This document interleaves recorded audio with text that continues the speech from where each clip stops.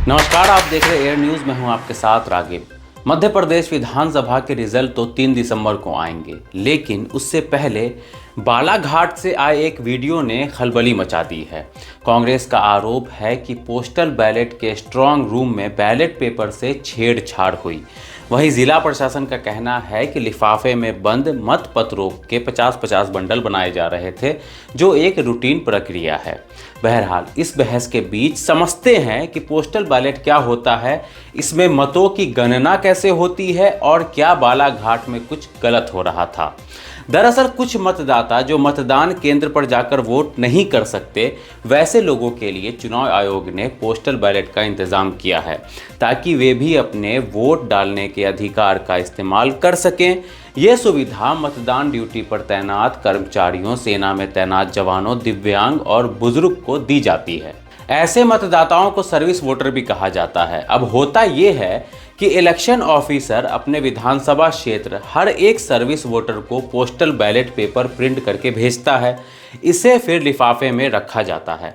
हालांकि अब एक नए तरीके यानी इलेक्ट्रॉनिक पोस्टल बैलेट सिस्टम यानी कि ETPBS भी आ गया है। इसके ज़रिए भी सर्विस वोटर्स को सुविधा मिलती है। इस प्रक्रिया में मतदान होने के बाद पोस्टल बैलेट चुनाव आयोग के सक्षम अधिकारी को डाक के ज़रिए वापस भेज दिया जाता है। इलेक्शन रूल्स 1961 के नियम में 23 में संशोधन करके पोस्टल बैलेट से मतदान का प्रावधान किया गया था। मौजूदा विधानसभा चुनाव से पहले सेवा मतदाताओं को पोस्टल बैलेट दे दिया जाता है और वह उसको डाक से भेज देते थे अपने रिटर्निंग अफसर के पास। मान लीजिए कोई भोपाल का वोटर है, अमूमन जो जहां का वोटर होता है वहां उसकी ड्यूटी नहीं लगती है और उसकी ड्यूटी बैरसिया में लगी है। अब चुनाव वाले दिन वो बैरसिया में ड्यूटी कर रहा है, भोपाल आकर अपना मतदान नहीं कर सकता है, तो वो पहले ही पोस्टल बैलेट के लिए आवेदन देगा।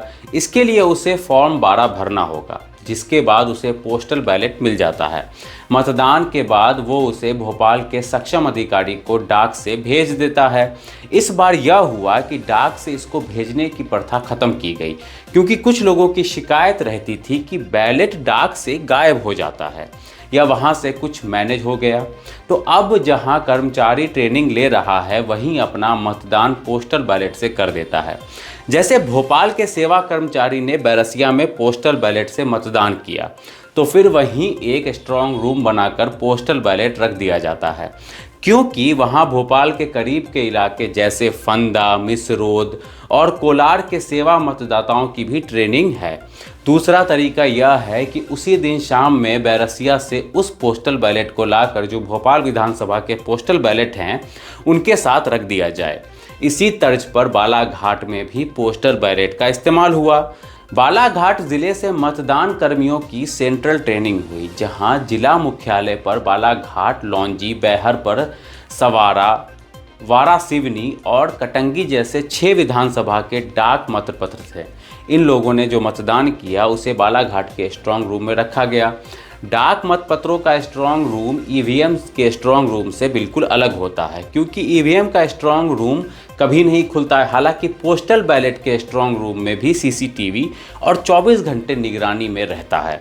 जब ये स्ट्रांग रूम खुलता है तब सारे राजनीतिक दलों के लोगों को सूचना दी जाती है और इसकी वीडियोग्राफी होती है।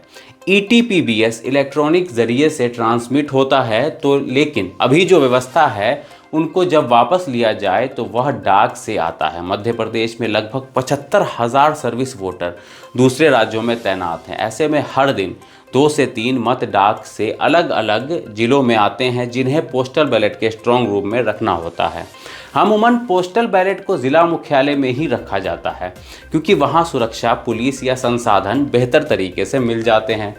बालाघाट में वहां की विधानसभा के 1308, बैहर के 429, परसवाड़ा के 452 और वारासिवनी 391 और कटंगी के 126 पोस्टल बैलेट आए थे, जिन्हें 50-50 के बंडल में 2 दिसंबर से पहले उनमें मतगणना केंद्र तक पहुंचाना था, जिसकी सूचना सारे उम्मीदवारों को लिखित में भेजी गई थी। अब बड़ा सवाल ये है कि जब सब कुछ प्रक्रिया के तहत हुआ तो फिर नोडल अफसर को निलंबित क्यों किया गया। दरअसल जो सूचना दी गई थी वो 3 बजे की थी, लेकिन नोडल अधिकारी ने 2 बजे के आसपास ही छटनी का काम शुरू कर दिया।